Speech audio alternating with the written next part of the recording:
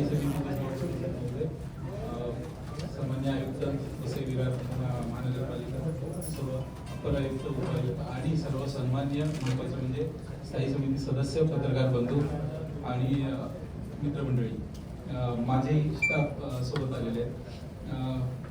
Sir, विभागीय आयुक्त महोदयांनी सूर्यवंशी सरांनी असं ठरवलं होतं की विभागीय सरस वेगवेगळ्या ठिकाणी जिल्ह्यात भरतं, मग पालघर जिल्ह्यात यंदा घ्यावं, पण पालघर जिल्ह्यात घेताना ते वसई विरारच्या क्षेत्रात घ्यावं, जेणेकरून मोठी लोकसंख्या आहे इथं एकत्रित आणि सगळे म्हणजे खरं त्याची क्रयशक्ती मोठी आहे अशा ठिकाणी झालं तर त्या खरोखर गोरगरीब महिलांना त्याचा फायदा होईल. म्हणून सरांचा आग्रह होता विभागीय आयुक्तांचा की आपण वसई विरारमध्ये यंदा घेऊया. यंदा आम्हाला योगायोगानं 2 सरस आले होते, मिनी सरस म्हणून एक शासन देतं आणि शिवाय विभागीय सरस आयुक्तांनी दिलेलं होतं. तर असं दोन्ही आपण करायचं ठरवलं होतं. मध्ये तेवढ्यात कोकण ग्लोबलचा या इथं कार्यक्रम झाला, कोकण ग्लोबलचा शिरगावला कार्यक्रम झाला आणि त्यांचा आग्रह होता की आमचं विभागीय सरस सुद्धा तिथे भरवावं, पण मग त्यांना आम्ही मिनी सरस तिथं सोबत जोडलं, कारण त्यांचेही खूप ग्राहक येतात, म्हणजे कोकण ग्लोबललाही मोठ्या प्रमाणावर ग्राहक येतात वेगवेगळ्या प्रकारचे, म्हणजे तिथं टुरिस्ट खूप होते, वेगळ्या प्रकारचा महोत्सव होता, त्यामुळे खूप मोठा फायदा झाला. दरवर्षी साधारण आम्हाला त्या गटांची 15 लाखाची विक्री होते साधारण, तर यावेळेला आमची 55 लाखाची विक्री झाली. म्हणजे हा फायदा झाला. या सगळ्या मोखाड्यापासून, डहाणूपासून, तलासरीपासून अशा सगळ्या वाड्यापाड्यावरच्या महिला होत्या. काही आम्ही रत्नागिरी सिंदूरचे पण गट बोलवले होते त्यावेळी. मग ह्या सगळ्यांना तिथं चांगला व्यवसाय मिळाला आणि आयुक्त सरांची इच्छा होती की वसई विरारमध्ये यायचं, म्हणून आम्ही विरारचं आपलं म्हाडाचं ग्राउंड आहे ते निवडलं. सरांनी, खास करून सूर्यवंशी सरांनी आग्रह धरला, तू जरी तिकडे हे देत असाल तर एक इथं झालंच पाहिजे. आणि मग आम्ही असं राज्यात पहिल्यांदा, सगळीकडे सरस हे ग्रामीण महिलांचं म्हणजे उमेदचं भरतं वेगळं, पण इथं आम्ही पहिल्यांदा असं ठरवलं, सरांनी इच्छा व्यक्त केली की आमचेही शहरातले जे बचत गट आहेत शहरी महिलांचे, तर तेही आपण सोबत घेऊ. म्हणजे विभागीयचे 100 गट आणि शहरी मधले 50 असे 150 बचत गटांचं एकत्रित आपलं म्हाडाच्या विरार ग्राउंडवर, विरारच्या म्हाडा ग्राउंडवर आपलं हे प्रदर्शन भरत आहे. यामध्ये साधारण 30 गट हे तयार खाद्यपदार्थाचे असतील, म्हणजे जेवण आणि म्हणजे मासेपासून कोकणातले पदार्थापासून. यामध्ये खास करून आपल्याला सांगतो की सिंदूरचे 10 गट, रत्नागिरीचे 10 गट, रायगडचे 10 गट, ठाण्याचे 10 गट असे पण येणार आहेत. त्यामध्ये 8 जनरल आणि 2 खाद्यपदार्थांचे, म्हणजे अगदी सावंतवाडीचाही असावा एखादा टिपिकल खाद्यपदार्थ तो आपल्याला इथे मिळेल आणि अशी सोय केलेली आहे त्यामध्ये. आणि सरांचं पूर्ण सहकार्य आहे त्याला की इथले जे बचत गट आहेत त्यातही आम्ही 10 खाद्यपदार्थांचे, 40 इतर याचे वस्तूंचे आणि काही कलाकुसरीच्या वस्तू असतील, जे 80 आणि 20 असे आमचे 100 गटाचं विभाजन आहे. त्या 80 गट हे जनरलचे असतील.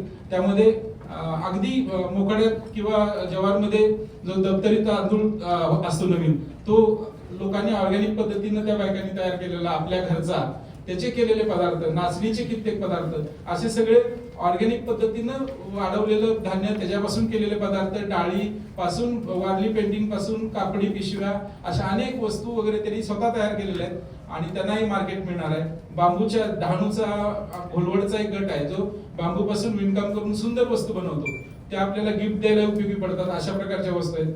अशा वस्तू आहेत आणि एक खाद्यपदार्थ, असे आगळं वेगळं आणि खऱ्या ज्या महिलांना थेट तिथं रोजगार मिळतो आणि त्याला उत्पन्नाचं साधन मिळेल असं आपण प्रदर्शन भरवत आहोत. आपल्या सर्वांची साथ नेहमी असते. वसई विरारमध्ये जे कार्यक्रम आपण झालेले पाहिलेत आम्ही, त्याला नेहमी भरभरून सहकार्य इथल्या मंडळींचं मिळतं, नागरिकांचं मिळतं, हे मी पाहिलेलं आहे स्वतः. आता हा सरस कार्यक्रम आपला 12 मार्च ते 16 मार्च असा ठेवलेला आहे. 12 मार्चला माननीय पालकमंत्री महोदय स्वतः संध्याकाळी येणार आहेत आणि बाकी आपले सर्व आमदार महोदय आणि विशेष करून आपले प्रथम नागरिक महापौर साहेब या इथं असतील, विभागीय आयुक्त स्वतः असतील. असं हा सगळं कार्यक्रम आयोजित केलेला आहे. हा सकाळी 10 पासून रात्री 10-11 जोपर्यंत तिथं ग्राहक येत राहतात किंवा पर्यटक येतात तोपर्यंत हे चालू राहील. यामधूनच त्या महिलांच्या आर्थिक सक्षमीकरणाला गती मिळेल अशी खात्री आहे. कारण यात छोट्या छोट्या प्रमाणावर वस्तू जर त्यांना गिराईक चांगलं मिळालं तर त्या आणखी मोठ्या प्रमाणावर त्याचं प्रोडक्शन करतात आणि त्यांना विक्री, आज ज्या खेड्यापाड्यातल्या महिला ज्या कुठेही बाहेर जात नाही, ज्यांना कधी संधी मिळत नाही, त्या त्यातून पुढे आलेल्या आहेत आणि ह्यांना ही जर बाजारपेठ मिळाली तर पुढच्या बऱ्याचशा ऑर्डर्स पण मिळत जातात. ह्यातून जर चांगल्या वस्तू लोकांना आवडल्या तर मोठे जे होलसेल ग्राहक आहेत ते किंवा व्यापारी आहेत ते तिथून थेट त्यांना त्यांचे कार्ड्स घेऊन किंवा त्यांना आता आम्ही ऑनलाईन पेमेंटचं सुद्धा बरंचसं शिकवलेलं आहे की त्यांनी हे वापरावं जेणेकरून तो पैसा नुसता हातात आला आणि खर्चून गेला असंही नको, त्यांच्या खात्यावर जाऊन पडले पाहिजे त्याची काळजी घेतो. बँकेचे लिंकेजेस करून देतो.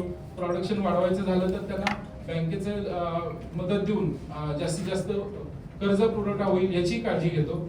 तर त्याप्रमाणे यायला आपण सर्वांनी भेट द्यावी, सहकुटुंब भेट द्यावी, जास्तीत जास्त खरेदी करावी असे मी आपल्याला आवाहन करतो.